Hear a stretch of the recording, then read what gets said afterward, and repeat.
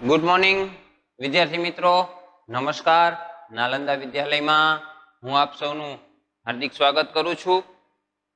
विद्यार्थी मित्रों, आपणे अगाऊ ना लेक्चर में सत्र 2 अने चैप्टर 5 विषे थोड़ी माहिती मेळवी गया। एमां साइमन कमीशन, नेहरू अहेवाल, पूर्ण स्वराजनी मागणी, गांधीजीनी दांडी यात्रा, त्यार पछी घणा बधा एवा प्रयत्नों, दाखला तरीके आपणे जोयुं के गोळमेजी परिषद विषे माहिती प्राप्त करी गया। त्यार पछी हिंद छोड़ो चळवळ के आंदोलन, आवा घणा बधा प्रयत्नो थया अने भारत जे छे आजादी तरफ प्रयाण करे छे। त्यारबाद आपणे सुभाषचंद्र बोज अने आजाद हिंद फौज विशेनी पण माहिती मेळवी गया। आपणे छेल्ले जोयुं हतुं के ए समये पूर्वना जे देशो छे अहींयाथी खूब ज प्रयत्न थयो अने भारतना पूर्व भागमांथी आजाद हिंद फौज जेम जेम जापानीज लश्कर आगळ वधतुं जाय एम एम आजाद हिंद फौज जे छे त्यां कामचलाउ सरकारनी रचना करती जाय। परंतु विश्व राजकारणमां एक महत्वनी घटना बनी के ए समये विश्वयुद्धना समयगाळा दरमियान अमेरिका जे मित्र राष्ट्રના પક્ષે જોડાયું અને જાપાનને પાઠ ભણાવવા માટે એમણે એમના મુખ્ય જે બે શહેરો છે હિરોશીમા અને નાગાસાકી એના પર પરમાણુ બોમ્બ વિસ્ફોટ કરવામાં આવ્યો, જેને કારણે જાપાન જે છે એને શરણાગતિ સ્વીકારી લીધી। અને ત્યાં જ માત્ર શરણાગતિ સ્વીકારી એવું નથી, પરંતુ પરિસ્થિતિ આધારિત ભારતમાં જે જાપાનીઝ લશ્કર આગળ વધતું હતું એ જાપાનીઝ સૈન્ય બધું વયું ગયું પાછું। આવી પરિસ્થિતિમાં આઝાદ હિન્દ ફૌજ જે છે એને પીછેહટ કરવી પડી। જો કે બીજા અન્ય ઘણા બધા કારણો છે। પૂર્વના ભાગમાં જંગલોનું પ્રમાણ વધારે છે, દલદલીય વિસ્તાર વધારે છે, જૂન મહિનો બેસી જતા વરસાદનું પ્રમાણ જોવા મળ્યું, મચ્છરોનો ઉપદ્રવ, એ બધું તમે 8મા ધોરણમાં ભણી ગયા છો। તો એવી જ બાબતો જે છે એને અસર કરી અને આઝાદ હિન્દ ફૌજ પછી આગળ વધી શકી નહીં અને ફરી પાછું જે પ્રદેશો જીતેલા હતા ત્યાં પાછું ઇંગ્લેન્ડ હાવી થઈ ગયું, અંગ્રેજો હાવી થઈ ગયા અને એ પ્રદેશો પાછા અંગ્રેજોએ લઈ લીધા। એના વિશે આપણે માહિતી મેળવી ગયા હતા, છતાં પણ એનો જે લાસ્ટ પેરેગ્રાફ છે એ જોઈએ, રિવિઝન થાય અને ત્યાર પછીનો આપણે ટોપિક આગળ જોશું।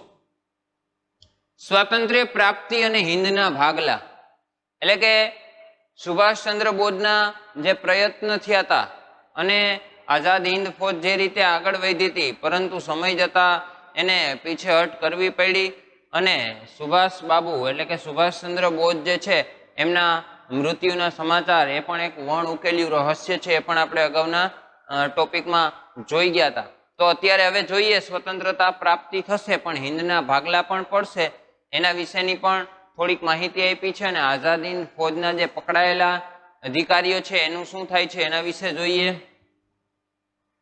આઝાદ હિન્દ ફૌજના પકડાયેલા સેનાપતિઓ ઉપર રાજદ્રોહનો કેસ ચલાવાયો। જે આઝાદ હિન્દ ફૌજના સેનાપતિઓ હતા એ બધાને પકડી અને એની ઉપર રાજદ્રોહનો કેસ ચલાવાયો। સામે પક્ષે ભુલાભાઈ દેસાઈ અને જવાહરલાલ નહેરુએ ફૌજ વતી એટલે કે આઝાદ હિન્દ ફૌજ વતી કેસ પણ લડ્યા, પણ બ્રિટિશ સરકારે આ સેનાપતિઓને સજા કરી।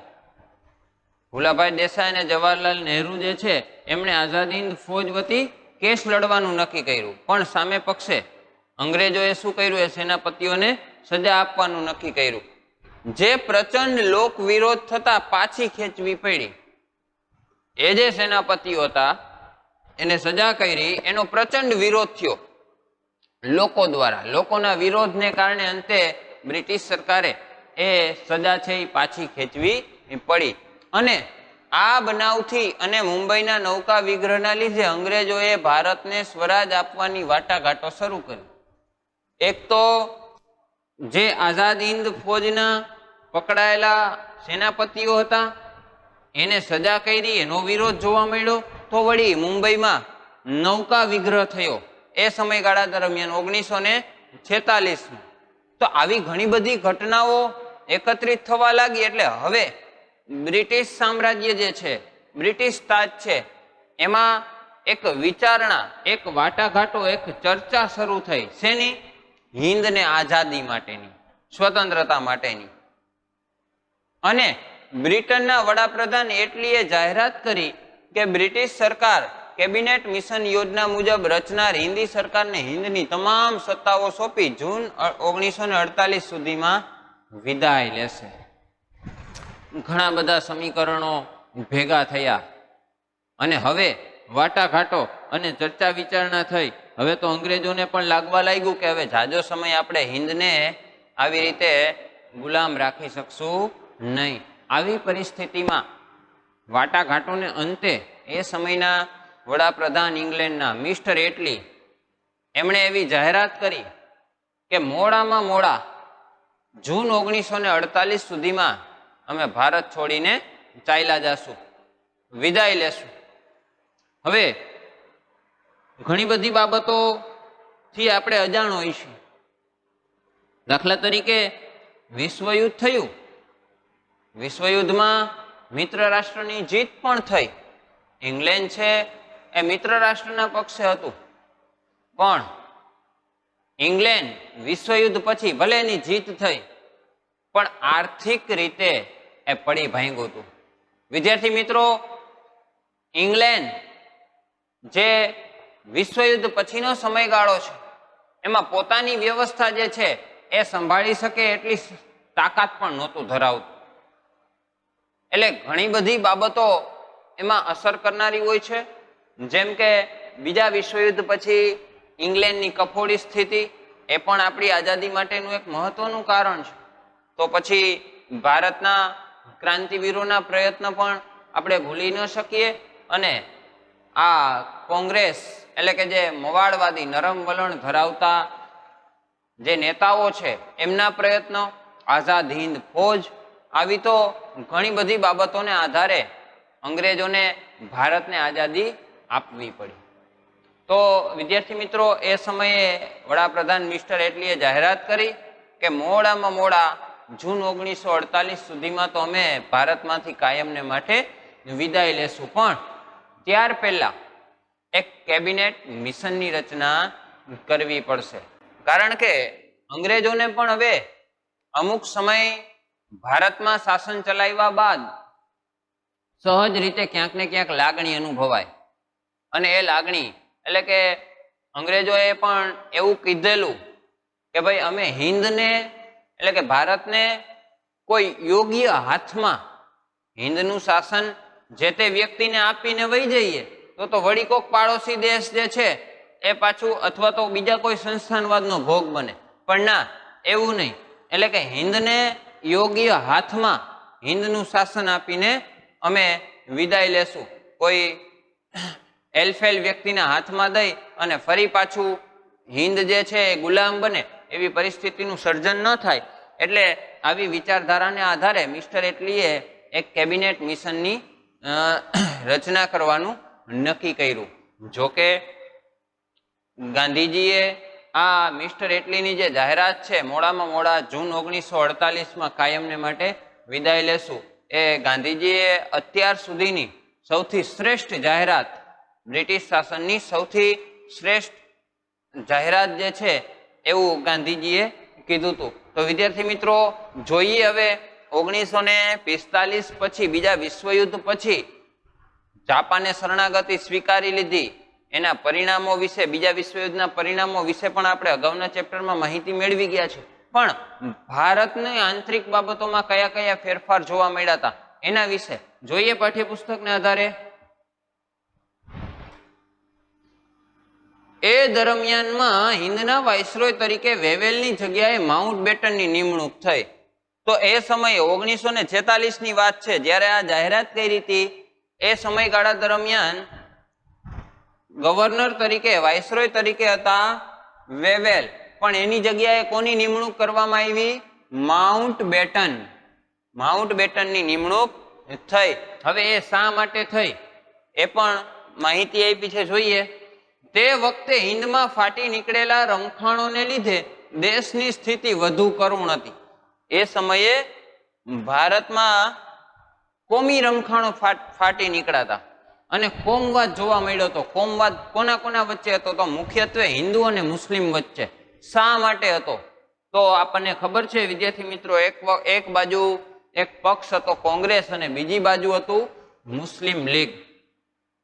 આપણે જ્યારે ચોથા ચેપ્ટરમાં માહિતી મેળવી હતી બંગાળના ભાગલા, અને એ સમયે વાત કરી હતી કે ભાઈ બંગાળના જે ભાગલા છે એ સમયે કોણે કરાવ્યા હતા? કર્ઝને, લોર્ડ કર્ઝન. તો એ સમયગાળા દરમિયાન ભલે બંગાળને તો પાછું એક કરવું પડ્યું, એના ભાગલા એને કેન્સલ પર રદ પણ કરવા પડ્યા, પણ છતાં પણ એક નાના એવા સમૂહને મનાવવામાં સફળ રહ્યા હતા. અને એ સમૂહને આધારે જ 1906માં મુસ્લિમ લીગની સ્થાપના થઈ હતી. તો વિદ્યાર્થી મિત્રો, એ મુસ્લિમ લીગ ધીમે ધીમે ધીમે ધીમે પરિપક્વ થઈ અને આઝાદી સમયે એ એક મહત્વનું પાસું બનીને રહી.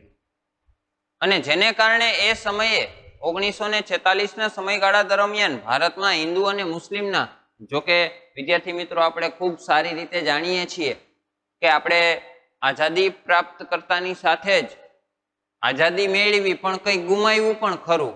એટલે કે ભારતનો મહત્વનો જે ભાગ હતો પાકિસ્તાન, એ હિન્દુસ્તાનનો, એ ભારતથી અલગ થયો. એટલે કે કંઈક મેળવવા માટે કંઈક ગુમાવવું પણ પડ્યું.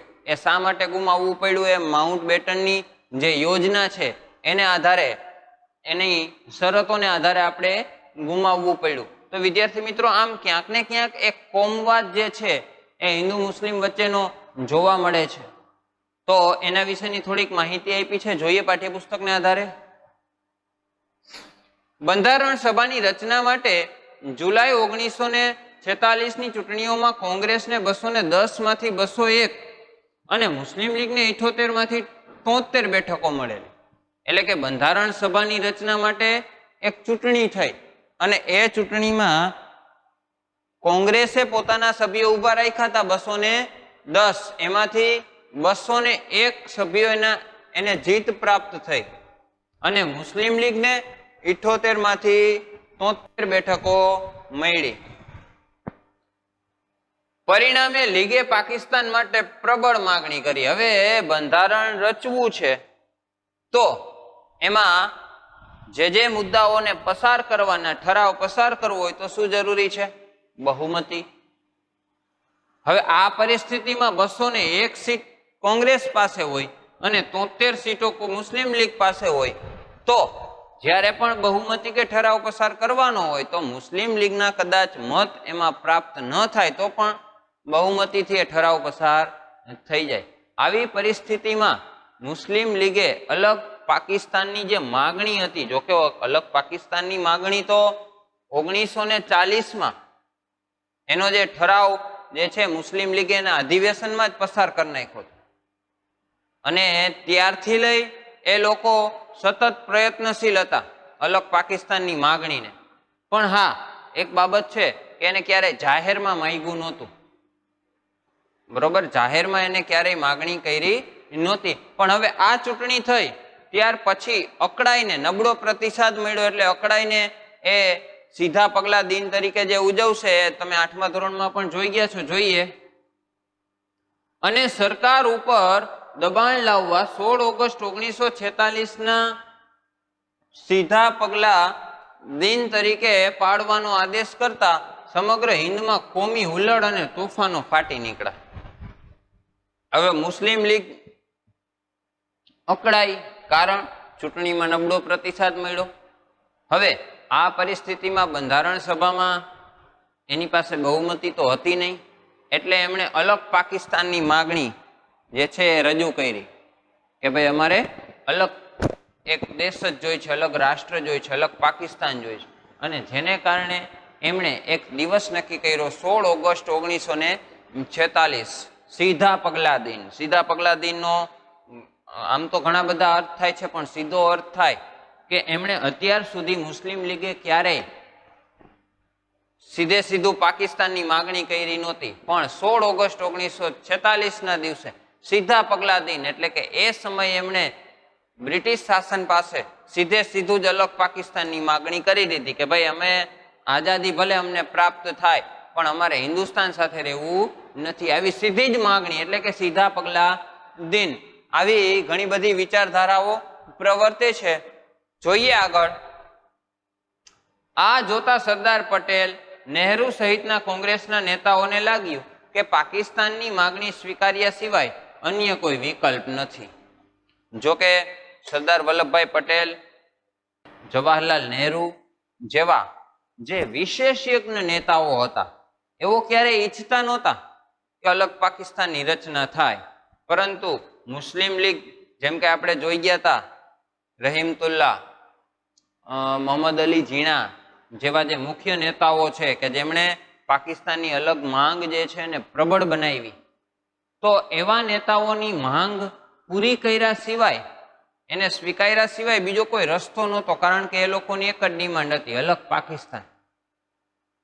એને સ્વીકાર્યા સિવાય બીજો કોઈ રસ્તો જ જાણે ન હોય એવી એક પરિસ્થિતિનું સર્જન થયું. જોઈએ આગળ. મુસ્લિમ લીગ અને જીન્હા એટલે કે મોહમ્મદ અલી જીણા ના હઠાગ્રહથી બંધારણ સભાનો મુસ્લિમ લીગ દ્વારા બહિષ્કાર થયો. અંતે મુસ્લિમ લીગે શું કર્યું? બંધારણ સભા છે એનો બહિષ્કાર કર્યો કે ભાઈ અમારે બંધારણ સભામાં ભલે અમારા ચૂંટાયેલા પ્રતિનિધિ રહ્યા પણ આવશે નહીં. લીગે 31 જાન્યુઆરી 1947માં પાકિસ્તાન પ્રાપ્તિ માટે જલદ કાર્યક્રમના આગ્રહના લીધે હિન્દ વિભાજન સ્વીકારવાની પરિસ્થિતિ પેદા થઈ. હવે મુસ્લિમ લીગે ફરી પાછું જલદ કાર્યક્રમો એટલે કે હિંસાત્મક પગલાં લેવા માટેના પણ વિચારો પોતાના રજૂ કર્યા 31 જાન્યુઆરી 1947. હવે આવી પરિસ્થિતિમાં એ સમયે વાઇસરોય તરીકે હતા માઉન્ટ બેટન, ગવર્નર જનરલ. હવે એમણે પોતાની વિવેક બુદ્ધિનો ઉપયોગ કર્યો કે ભાઈ અનેક સ્વાયત્તવાળી અને વિરોધી એકમવાળી તમે સરકાર ચલાવો, એના કરતાં તો તમારી પોતાની અને સ્વતંત્ર સરકાર હોય કે જેમાં વિરોધ જ ન હોય તો એ ચલાવવી ખૂબ સરળ પડે. આમ જે વિશેષજ્ઞ નેતાઓ હતા, સરદાર વલ્લભભાઈ પટેલ, જવાહરલાલ નહેરુ જેવા નેતાઓને બોલાવી અને માઉન્ટ બેટન એની સાથે ચર્ચા કરે છે અને અંતે એ હિંદના ભાગલા સ્વીકારવામાં આવે છે. એના વિશેની વાત છે, જોઈએ. આ સંજોગોમાં માઉન્ટ બેટને નહેરુ અને સરદારને સમજાવ્યું કે અનેક સ્વાયત્ત એટલે કે ઘણી બધી સ્વતંત્રતાઓ અને વિરોધી એકમો વાળી નિર્બળ કેન્દ્ર સરકાર કરતા કેન્દ્રને આધીન એવા વહીવટી એકમો સાથેની સુદૃઢ કેન્દ્ર સરકાર ધરાવતું હિંદ વધારે શાંતિ ભોગવી શકશે. એટલે કે એ સમયે માઉન્ટ બેટન સમજાવે છે કે ભાઈ ઘણી બધી સ્વાયત્તાઓ વાળી અને ઘણા બધા એકમો વાળી નિર્બળ એટલે કે કેન્દ્ર સરકાર ચલાવવી એના કરતાં તો પોતાની જ સ્વતંત્ર અને દ્રઢ મજબૂત એવી જો સરકારનું રચના થાય કેન્દ્ર સરકારની, તો એ હિંદ છે વધારે શાંતિ ભોગવી શકશે. નહીતર તો કોમવાદમાં એ સમયે ઘણા બધા લોકો જે છે એના આ હિન્દુ મુસ્લિમના કોમવાદમાં મૃત્યુ થયા. તો આવી પરિસ્થિતિના સર્જન પણ એ સમયે જોવા મળ્યા હતા. નેતાઓને એટલે કે નહેરુ અને સરદારને આ દલીલ યોગ્ય લાગી. તેઓએ ગાંધીજી સાથે પરામર્શ કર્યો. ગાંધીજીએ ના છૂટકે હિંદના ભાગલાની વ્યવસ્થાનો ભારે હૈયે સ્વીકાર કર્યો. એટલે કે નહેરુ અને સરદાર જે છે એ માઉન્ટ બેટનની વાત સાંભળી અને ગાંધીજી સાથે ચર્ચા વિચારણા વાટાઘાટો કરે છે અને અંતે ગાંધીજી જે છે એને પણ ભારે હૈયે એટલે કે દુઃખ સાથે આ પરિસ્થિતિનો સ્વીકાર કર્યો. કારણ કે જો આવી જ રીતે વ્યવસ્થા ચાલે અને વારંવાર દેશમાં આવો જ કોમવાદ ફાટી નીકળે અને કારણ વગરના લાખો હજારો લોકોના જો મૃત્યુ થાય તો એના કરતાં તો આપણે શાંતિથી રહીએ સારું છે. તો આવી વિચારધારાને અંતે ગાંધીજીએ પણ એ હિંદના ભાગલાનો સ્વીકાર કરે છે. ત્યાર પછી જોઈએ માઉન્ટ બેટન યોજના, જૂન 1947 અને હિંદના ભાગલા. એટલે કે વિદ્યાર્થી મિત્રો, માઉન્ટ બેટનના નેતૃત્વ હેઠળ ભારતને આઝાદી માટે સ્વતંત્રતા પ્રાપ્તની સાથે સાથે હિંદના ભાગલા પણ નક્કી કરવામાં આવ્યા હતા. જો કે આખો હિંદનો સ્વાતંત્ર્ય ધારો છે એ પણ રજૂ થયો હતો અને માત્ર ને માત્ર અહીંયા જ પરિસ્થિતિનું નિરાકરણ કે ઉકેલ આવી ગયો એવું નહોતું. આ એક નિર્ણયને આધારે પછી પણ ઘણા બધા પ્રશ્નો ઉદ્ભવવાના હતા એના વિશે પણ જોઈએ પાઠ્યપુસ્તકના આધારે. વાઇસરોય માઉન્ટ બેટને પોતાનું સ્થાન સંભાળી લીધું 24 માર્ચ 1947. તેમના મતે હિંદના ભાગલા કરવા સિવાય હવે કોઈ ઉપાય બાકી બચતો હતો નહીં. અહીંયા એક ફોટોગ્રાફ્સ આપ્યો છે. માઉન્ટ બેટનના નેતૃત્વ હેઠળ આપણે જોઈ શકીએ છીએ જવાહરલાલ નહેરુ, સરદાર વલ્લભભાઈ પટેલ, વીપી મેનન, આ બાજુ આપણે મોહમ્મદ અલી ઝીણા કે જે હિંદના ભાગલા સ્વીકારવા માટે તૈયાર થઈ ગયા છે બધા નેતાઓ. અને અહીંયા આઝાદી માટે ભારતના ભાગલાની સ્વીકૃતિ થઈ અને એ માટેની મીટિંગ છે. તો એ અંગેનો ફોટો અહીંયા રજૂ કર્યો છે. જોઈએ આગળ. સરદાર પટેલ જેવા કેટલાક વાસ્તવદર્શી નેતાઓએ પણ આ વાત સ્વીકારી લેવા આગ્રહ કર્યો. આમ આ સંજોગોમાં લાંબી ચર્ચા વિચારણાના અંતે વાઇસરોય માઉન્ટ બેટને અખંડ હિંદના 2 ભાગલા કરવાની આખરી યોજના રજૂ કરી. ક્યારે? 3 જૂન 1947, જેને માઉન્ટ બેટન યોજના કહેવાય છે. એટલે કે હિંદને ભાગલા કરવા માટે એક યોજના રજૂ કરી અને એ યોજનાને માઉન્ટ બેટન યોજના તરીકે ઓળખવામાં આવે છે. ત્યાર પછી જોઈએ કોંગ્રેસ અને મુસ્લિમ લીગે આ યોજનાનો સ્વીકાર કર્યો. લોર્ડ માઉન્ટ બેટને જે યોજના રજૂ કરી છે એનો સ્વીકાર કર્યો કોંગ્રેસ અને મુસ્લિમ લીગે. જો કે વાઇસરોય માઉન્ટ બેટને પંજાબ, બંગાળની હિન્દુ બહુમતી વિસ્તારોને હિન્દ સાથે અને મુસ્લિમ બહુમતી વાળા વિસ્તારોને પાકિસ્તાન સાથે તથા વાયવ્ય સરહદના પ્રાંત બલુચિસ્તાન અને સિલહટ વિસ્તારોને પણ પાકિસ્તાનની સાથે જોડવાના નિર્ણયને બહાલી આપી. હવે એક યોજના રજૂ થઈ પણ સીમાંકન નક્કી કરવું પડે, એની સરહદો નક્કી કરવી પડે, કયા કયા વિસ્તારોને પાકિસ્તાનમાં જતા કરવા. તો એમાં પણ જે બંગાળ છે એટલે કે ભારતના પૂર્વ રાજ્યો જે છે એમાં બંગાળ છે, એમાં પશ્ચિમ બંગાળ જે છે એ ભારતમાં, અને જે મુસ્લિમ બહુમતી ધરાવતો પ્રદેશ છે એને અંતે પાકિસ્તાનમાં જોડવામાં આવ્યો, કારણ કે ત્યાં મુસ્લિમ બહુમતી વાળો વિસ્તાર જોવા મળતો હતો. સાથે સાથે પંજાબનો જે ભાગ છે એમાં પણ મુસ્લિમ બહુમતી ધરાવતો પ્રદેશ જે છે એ ભારતની અત્યારે હાલની વાયવ્ય સરહદે આપણે જોઈ શકીએ છીએ. ત્યાર પછી વાયવ્ય સરહદ ઉપર આવેલું બલુચિસ્તાન છે, સિલહટ પ્રાંત છે, એવા વિસ્તારોને પણ પાકિસ્તાન સાથે જોડવાનું નક્કી કર્યું. ત્યાર પછી આવે છે હિંદનો સ્વાતંત્ર્ય ધારો, એટલે કે જુલાઈ 1947. જોઈએ પાઠ્યપુસ્તકને આધારે એ સ્વાતંત્ર્ય ધારો, કારણ કે એમાં પણ ઘણી બધી શરતો નક્કી કરવામાં આવે છે. સીધે સીધું કઈ ભારતને આઝાદી પ્રાપ્ત થઈ જતી નથી. એક તો ભારત અને પાકિસ્તાન 2 ભાગલા પાડવા, આ એક મુખ્ય શરત હતી. બંને દેશ પોતપોતાનું બંધારણ બનાવે, એને એ બંધારણ બની જાય પછી એને અમલમાં મૂકે અને એ આધીને પોતાની જીવનશૈલી જીવે.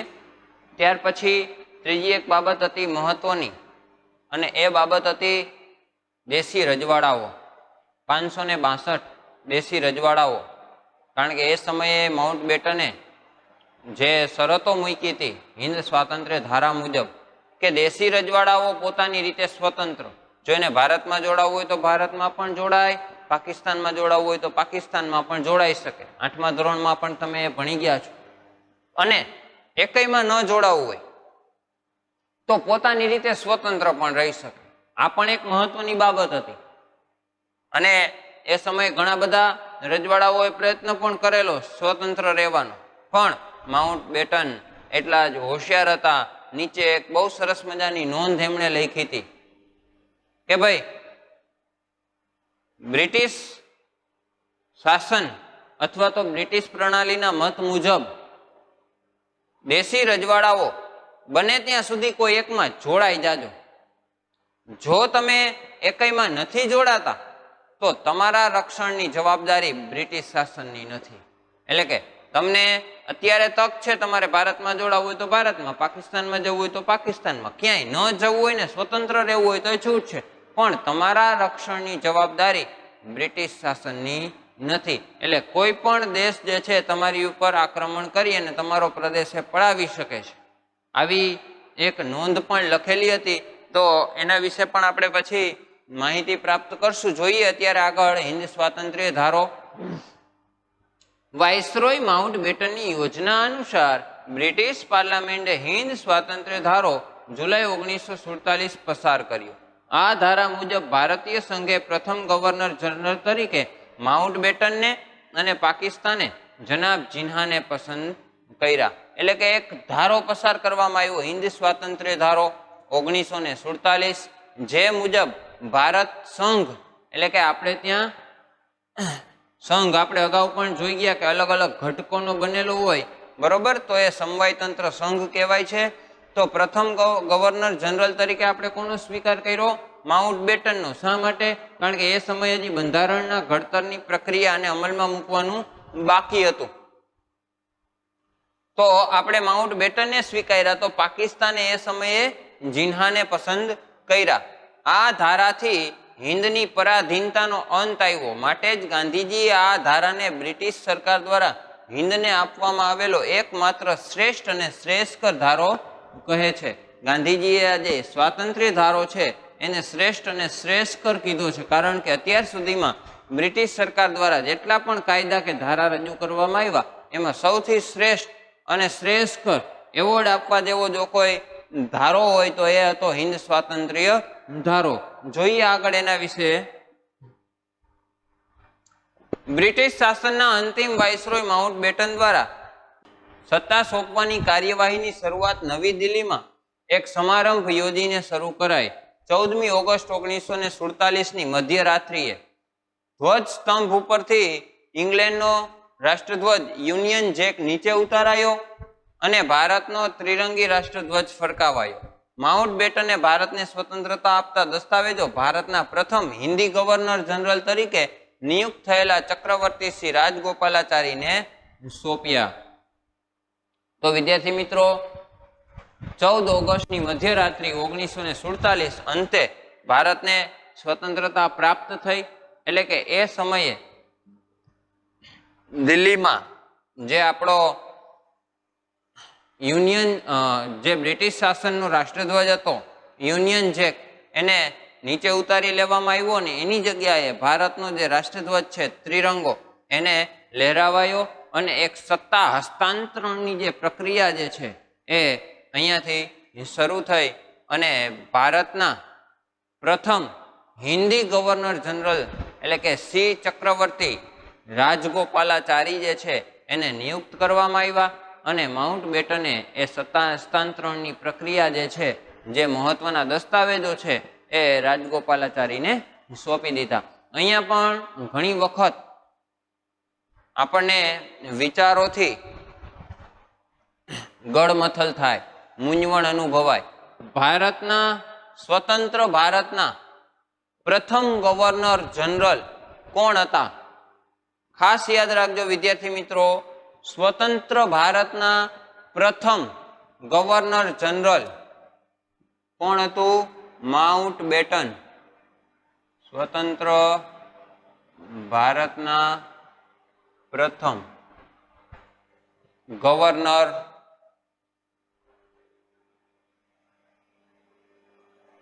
જનરલ કોણ હતા? Mountbatten. કારણ કે ભારતને આઝાદી મળી એ સમયે જ્યારે ધારો પસાર કરવામાં આવ્યો ત્યારે આપણે પ્રથમ ગવર્નર કોને નિયુક્ત કર્યા હતા? માઉન્ટ બેટનને. પણ જો પૂછાય કે સ્વતંત્ર ભારતના પ્રથમ હિન્દી ગવર્નર, સ્વતંત્ર ભારતના પ્રથમ હિન્દી ગવર્નર, તો એમાં આવશે ચક્રવર્તી રાજગોપાલાચારી. ત્યાર પછી પૂછે કે સ્વતંત્ર ભારતના અંતિમ ગવર્નર, ભારતને આઝાદી મળી પછી ચક્રવર્તી રાજગોપાલાચારી આવ્યા જે ગવર્નર હતા, બરોબર. હવે શું થાય છે કે રાજગોપાલાચારી જે છે એ અંતિમ ગવર્નર પણ એ જ હતા. કારણ કે રાજગોપાલાચારી જે છે એ અંતિમ ગવર્નર, ત્યાર પછી ગવર્નર પ્રથા બંધ થઈ ગઈ, બંધારણ અમલમાં મૂકવામાં આવ્યું એટલે ગવર્નર પ્રથા થઈ ગઈ બંધ. પણ જો એમ પૂછે કે સ્વતંત્ર ભારતના અંતિમ અંગ્રેજ ગવર્નર, સ્વતંત્ર ભારતના પ્રથમ છે એની જગ્યાએ આવે અંતિમ અંગ્રેજ ગવર્નર, તો એમાં પણ આવશે માઉન્ટ બેટન. કારણ કે માઉન્ટ બેટન આવ્યા અને સમય જતા એને રાજગોપાલાચારીને એ ગવર્નર પદ આપી દીધું. એટલે અંગ્રેજ અંતિમ ગવર્નર સ્વતંત્ર ભારતના. પણ હજી પણ એક બીજી રીતે પૂછાય, બ્રિટિશ શાસનના અંતિમ ગવર્નર, તો એમાં પણ આવશે માઉન્ટ બેટન. માઉન્ટ બેટન અંગ્રેજ બ્રિટિશ શાસનના છેલ્લા ગવર્નર એ હતા, પછી સીધા એ સ્વતંત્ર ભારતના પ્રથમ ગવર્નર બન્યા અને એને સત્તા અંતે આપી ચક્રવર્તી રાજગોપાલાચારીને. તો વિદ્યાર્થી મિત્રો આટલી બાબત સમજાઈ ગઈ હશે. હવે વધારે આગળ જોઈએ પાઠ્યપુસ્તકને આધારે. સમગ્ર વાતાવરણ આનંદની લહેરોથી ગુંજી ઉઠ્યું. જેવું સત્તા હસ્તાંતરણની પ્રક્રિયા થઈ એટલે ભારતને આઝાદી પ્રાપ્ત થઈ, સ્વતંત્રતા, એટલે કે સમગ્ર વાતાવરણ જે છે આનંદ અને ખુશીથી ઝૂમી ઉઠ્યું. કારણ કે આ કેટલા વર્ષ સુધી કેટલા લોકોએ કેટલું પોતાનું સર્વસ્વ બલિદાન કરી દીધું હતું અને જેની વર્ષોથી આ રાહ જોતા હતા, જાણે કે તપસ્યાનું ફળ પ્રાપ્ત થયું હોય એવી એક પરિસ્થિતિનું હવે સર્જન થયું હતું. એટલે સહજ રીતે આનંદથી ખુશીથી ઝૂમી ઉઠ્યા હતા. જોઈએ આગળ એના વિશે. 15મી ઓગસ્ટ 1947 સુંદર પ્રભાત ઉગ્યું. સમગ્ર ભારત દેશની જનતાએ આનંદ અને ઉલ્લાસથી પ્રથમ સ્વાતંત્ર્ય દિનની ઉજવણી કરી. ઠેર ઠેર તોરણો બંધાયા, શાળાઓમાં મીઠાઈ વેચાઈ, અનેકોએ તો પ્રતિજ્ઞા પૂરી થવાથી રાહત પણ અનુભવી. પણ મહાત્મા ગાંધીજી હિન્દ વિભાજનની વેદનાથી દુઃખી હોય તેઓ ઊંડા શોક અને ચિંતનમાં ડૂબેલા હતા. વિદ્યાર્થી મિત્રો, જેવી ભારતને આઝાદી મળી બધી જ જગ્યાએ એક હર્ષો ઉલ્લાસ, આનંદ અને ખુશીનો માહોલ અને વાતાવરણ જોવા મળ્યું. ઠેર ઠેર તોરણો બંધાયા, શાળાઓમાં મીઠાઈ વેચાઈ, ઘણા બધા લોકોએ તો પોતાની જે લીધેલી પ્રતિજ્ઞાઓ છે એ પૂરી થઈ એના માટે રાહત અનુભવી. અને કેટલા નામી અનામી એવા ક્રાંતિવીરોએ પોતાનું સર્વસ્વ બલિદાન કરી દીધું. અને અંતે એ જે ક્ષણ છે, જે પળ છે એ હવે આવી ગઈ હતી. તો એક એનો આનંદ અને હર્ષોલ્લાસ અલગ જ હતો. પણ સમગ્ર દેશ ખુશીથી ઝૂમતો હતો. પણ એકમાત્ર એવા ગાંધીજી, મહાત્મા ગાંધીજી, એ જે હિન્દ વિભાજન નો સ્વીકાર કર્યો હતો, છતાં ભારે એ સ્વીકાર કર્યો હતો, એ પોતે એક એવા વ્યક્તિ હતા કે જે શોકમાં ડૂબેલા હતા, ચિંતનમાં ડૂબેલા હતા. કારણ કે એમને દુઃખ હતું વિભાજનનું. આપણે અગાઉ પણ જોઈ ગયા છીએ કે ગાંધીજી જે છે એમણે ભારતને આઝાદી માટેના પ્રયત્નો, એમના જે રચનાત્મક કાર્ય છે એમાં પણ એમનું પહેલું પાસું જો કોઈ હોય તો એ હતું હિન્દુ મુસ્લિમની એકતા. પરંતુ અંતે એમણે એ વિભાજન સ્વીકારવું પડ્યું. તો વિદ્યાર્થી મિત્રો, આ આપણે એના વિશે માહિતી પ્રાપ્ત કરી ગયા સ્વતંત્રતા ને લઈને. હવે જોઈએ આગળ થોડીક વિશેષ માહિતી. હવે આઝાદી તો પ્રાપ્ત થઈ, પરંતુ અમુક સમસ્યાઓ ઊભી થઈ હતી. તો એ સમસ્યાઓના નિરાકરણ માટે પણ પ્રયત્ન હાથ ધરવામાં આવ્યા હતા કે ભાઈ સીમાંકન નક્કી કરવું, જે શસ્ત્રો છે એનું વિભાજન કરવું, આવી જે ઘણા બધા સરકારી અધિકારીઓ છે કોને કઈ જગ્યાએ નોકરી કરવી છે, જેને ભારતમાં રહેવું હોય ભારતમાં, પાકિસ્તાનમાં જવું હોય પાકિસ્તાનમાં, બરોબર, પાણીની વહેંચણી, આવા ઘણા બધા પ્રશ્નો હતા. તો એના ઉકેલ માટેની પણ અહીંયા બાબત છે રજૂ કરી છે. જોઈએ. સ્વતંત્ર બનેલ ભારત અને તેની સમક્ષની તત્કાલીન સમસ્યા. આઝાદી મળી, બે ભાગ પાડ્યા, હવે તાત્કાલિક કઈ સમસ્યાઓ ઉદ્ભવી જોઈએ. માઉન્ટ બેટન યોજના અને હિન્દ સ્વાતંત્ર્ય ધારાના પરિણામે હિન્દુસ્તાનની વિભાજિત સ્વતંત્રતા ભારત અને પાકિસ્તાન એ બે દેશોના સ્વરૂપમાં જોવા મળી હતી. આ તબક્કે જ સ્વતંત્ર ભારત માટે પહેલું લશ્કરોની વ્યવસ્થા, બીજું મિલકતોને લગતા પ્રશ્નો, ત્રીજું લેણા અને દેવાના હિસાબ, ચોથું નિરાશ્રિતોની સમસ્યા, પાંચમું જાહેર સેવા તથા તે માટે અધિકારીઓ અને વહીવટી તંત્રની વ્યવસ્થા ઉપરાંત ભારતના પશ્ચિમે આવેલ પશ્ચિમ પાકિસ્તાન અને પૂર્વ તરફના પૂર્વ પાકિસ્તાનની આંતરરાષ્ટ્રીય સરહદો નક્કી કરવી વગેરે મુખ્ય સમસ્યાઓનું નિરાકરણ લાવવાનું હતું. વિદ્યાર્થી મિત્રો, ઘણી વખત 2 માર્ક્સના પ્રશ્નમાં આ પ્રશ્ન પૂછાય છે કે ભારત અને પાકિસ્તાન જ્યારે હિન્દ વિભાજનની પ્રક્રિયા હતી તો તાત્કાલિક એવી સમસ્યાઓનો સામનો કરવો પડ્યો. તો આ બધી જ બાબતો જે છે એ લખી શકીએ. પહેલું આપ્યું છે લશ્કરોની વ્યવસ્થા કરવી, કારણ કે બંને દેશે પોતાનું લશ્કર તો ઊભું કરવું પડે રક્ષણ માટે. મિલકતોને લગતા પ્રશ્ન હતા. લેણા અને દેવા, કારણ કે ભારત અને પાકિસ્તાને અલગ અલગ જે ભાગ પડ્યા તો એકાબીજાના જે લેણા દેવા હોય, બરોબર, કે જે શરતો નક્કી થઈ હોય કે ભાઈ આટલા રૂપિયા ભારતે પાકિસ્તાનને આપવા પડશે અથવા એની પાસેથી આટલી આટલી ચીજ વસ્તુ છે એ આપણે લેવી પડશે, તો એ બધા હિસાબ કરવાના.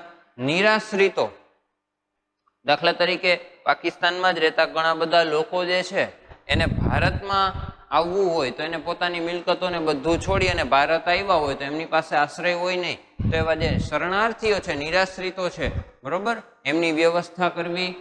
જાહેર સેવાઓ તથા એ માટેના જે અધિકારીઓ છે તો એની માટેની વ્યવસ્થા ઊભી કરવી.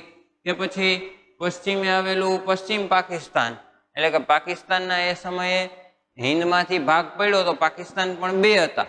એક વાયવ્ય સરહદે આવેલું પૂર્વ પાકિસ્તાન અને એક પશ્ચિમ પાકિસ્તાન. તો એ બંનેની પણ આંતરરાષ્ટ્રીય સરહદો નક્કી કરવી એ પણ એક પ્રશ્ન હતો. જોઈએ આગળ એના વિશે. આ પ્રશ્નના નિરાકરણ માટે માઉન્ટ બેટનના અધ્યક્ષ પદે ભારત અને પાકિસ્તાનના 2 મળીને 5 પ્રતિનિધિઓની સમિતિ નિમી. હવે આ બધા પ્રશ્નોના ઉકેલ માટે શું કર્યું? માઉન્ટ બેટન પોતે અધ્યક્ષ, 2 જણા ભારતના અને 2 જણા પાકિસ્તાનના. આવી રીતે એક કમિટી કે સમિતિની નિમણૂક કરી. ત્યાર પછી જોઈએ, આ સમિતિએ આવા પ્રશ્નના ઉકેલ માટે સંબંધિત પ્રશ્નોના જાણકાર તજજ્ઞના જુદા જુદા પંચ નિયુક્ત કર્યા. હવે આ સમિતિ જે છે માઉન્ટ બેટન 2 ભારતના અને 2 પાકિસ્તાન, એ 5 જણાએ શું નક્કી કર્યું? અલગ અલગ જે પણ પ્રશ્ન છે તો એનો જે તજજ્ઞ વ્યક્તિ છે એવા તજજ્ઞ વ્યક્તિઓનો પાછું એક પંચ નક્કી કર્યું. હવે એ પંચ જે છે એ નક્કી કરે, નિર્ણય લે. અને મતભેદ પ્રસંગે ભારતના ભૂતપૂર્વ મુખ્ય ન્યાયાધીશના અધ્યક્ષ પદે ભારતના અને પાકિસ્તાનના એક પ્રતિનિધિઓનું બનેલું લવાદી પંચ જે ચુકાદો આપે તેને આખરી માનવું. એટલે કે દાખલા તરીકે સરહદને લઈને અથવા તો મિલકત, લશ્કરને લઈને કોઈ પણ પ્રકારનો પ્રશ્ન હોય તો લશ્કરના જાણીતા એવા 5 વ્યક્તિ, એમાં ભારતના જે સર્વોચ્ચ અદાલતના પૂર્વ ન્યાયાધીશ હોય, નિવૃત્ત થઈ ગયા હોય, એના નેતૃત્વ હેઠળ ભારત અને પાકિસ્તાનના જે જો ક્યાંય પણ મતભેદ ઊભા થાય, દાખલા તરીકે માઉન્ટ બેટને અને એ કમિટીએ 5 જણાને નિમણૂક આપી દીધી છે. હવે એ 5 જણામાં પણ ક્યાંય મતભેદ ઊભા થાય કે યોગ્ય નિર્ણય ન લેવાતો હોય તો અન્ય જે તજજ્ઞ વ્યક્તિ જે છે અથવા તો લોર્ડ માઉન્ટ બેટનની જે કમિટી છે એ પણ પોતાનો નિર્ણય આપી શકે. બંને રાષ્ટ્રોએ સ્વીકાર્યું. ભારતીય લશ્કરના સરસેનાપતિએ લશ્કર અને લશ્કરી સરસરંજામનું વિભાજન પૂર્ણ કરતા બ્રિટિશ લશ્કરે ભારતમાંથી વિદાય લીધી. એટલે કે ભારતીય લશ્કરના જે સરસેનાપતિ હતા એને લશ્કર એટલે કે સૈનિકો જે છે એ અને શસ્ત્ર અને સરંજામનું વિભાજન કર્યું એટલે બ્રિટિશ સરકારે ભારતમાંથી વિદાય લીધી. ફેબ્રુઆરી 1948. લશ્કરી, ન્યાયિક અને વહીવટી વગેરે સેવા આપનાર અધિકારીઓને ભારત પાકિસ્તાન વિકલ્પ સ્વીકારવાની તથા તે સંબંધી પગાર ભથ્થા, નોકરીની સલામતીની ખાતરી અપાઈ. ભારત અને પાકિસ્તાન છોડી આવનારા નિર્વાસિત નાગરિકો તેમની તથા બંને દેશોની મિલકતો, રોજગાર, વ્યવસાય વગેરે સમસ્યાઓને ધૈર્ય અને કુનેહપૂર્વક ઉકેલવામાં આવી. ભારતના 562 જેટલા દેશી રજવાડાઓને સ્વતંત્ર ભારત સંઘમાં જોડવાનો ભગીરથ પ્રશ્ન સરદાર વલ્લભભાઈ પટેલ અને તેમના દ્રઢ નિશ્ચય, લોખંડી મનોબળ અને મુસદ્દીપૂર્ણ વાટાઘાટો વડે ઉકેલ્યો. એટલે કે અમુક બાબતોના જે પ્રશ્ન હતા એનો ઉકેલ લાવવાનો બંને રાષ્ટ્રોએ પ્રયત્ન પણ કર્યો. અને એક મહત્વનો પ્રશ્ન તો 562 દેશી રજવાડાઓ, તો એ ભારતના લોખંડી પુરુષ ગણાતા સરદાર વલ્લભભાઈ પટેલે કડે કે બળે પોતાના પ્રયત્નથી, નિડરતાથી એ 562 દેશી રજવાડાઓ અને એમના અંગત સચિવ વીપી મેનન એ બંનેના જે પ્રયત્ન હતા એને કારણે 562 દેશી રજવાડાઓને ભારતીય સંઘ સાથે જોડી દેવામાં આવ્યા. એના વિશે પણ હવે નેક્સ્ટ ચેપ્ટરમાં આપણે ચર્ચા કરીશું. આમ છતાં વિભાજનને લીધે થયેલ કોમી રમખાણોની અસરો, મહાત્મા ગાંધીજીની હત્યાનો આઘાત, સ્વતંત્ર ભારતને સુશાસન આપી પગભર બનાવવું, કૃષિ ક્ષેત્રની નબળી સ્થિતિ, દેશમાં શાંતિ અને સુલેહનું વાતાવરણ ઊભું કરવું, દેશની આંતરબાહ્ય સુરક્ષા જેવા પ્રશ્નોના નિરાકરણ વગેરે બાબતો માટે લાંબા ગાળાના આયોજન આવશ્યક બની રહ્યા હતા. એટલે કે ભારતને આઝાદી પ્રાપ્ત થઈ, ઘણી બધી સમસ્યાઓ આવી, દરેકનો ઉકેલ લાવવા પ્રયત્ન કર્યો, ઉકેલ લાવી પણ દીધો, છતાં પણ હજી અમુક બાબતો રહી જતી હતી. જેમ કે કોમી રમખાણોની અસર જોવા મળી, તો એ સમયે ગાંધીજીની હત્યા એ પણ એક મહત્વનો આઘાત હતો. એ સમયે સાથે સાથે ભારતને સારું શાસન આપી પગભર બનાવવું, કૃષિ ક્ષેત્રની અમુક નબળી સ્થિતિ હતી એના ઉપર નિયંત્રણ લાવવું, દેશમાં શાંતિ અને સુલેહનું વાતાવરણ ઊભું કરવું, આંતરિક અને બાહ્ય સુરક્ષાઓ જે છે એના વિશે અમુક નિર્ણયો લેવા, આમ ઘણી બધી બાબતો જે છે એ એમાં જોવા મળી હતી કે જેના માટે આપણે એક લાંબુ આયોજન કરવાની જરૂર હતી. અને તે માટે જ સમય જતા પછી ભારતે એક આયોજન પંચની નિમણૂક કરવામાં આવે છે. અને આયોજન પંચ જે છે એ અલગ અલગ પ્રકારની જે 5 વર્ષની પંચવર્ષીય યોજનાઓ છે એનું આયોજન બનાવે છે. અને એને આધારે આપણે ભારત દેશ અત્યારે સારા એવા પ્રમાણમાં વિકાસ કરી રહ્યો છે અને સમસ્યાઓનું નિરાકરણ પણ લાવી રહ્યો છે. તો વિદ્યાર્થી મિત્રો, અહીંયા આપણું ચેપ્ટર 5 ભારત આઝાદી તરફ પ્રયાણ જે છે એ પૂર્ણ થાય છે. હવે ત્યાર પછી બાકીનું ચેપ્ટર જે છે, બીજા ચેપ્ટરો જે છે એના વિશેની માહિતી આપણે નેક્સ્ટ લેક્ચરમાં મેળવીશું. નમસ્કાર, અસ્તુ.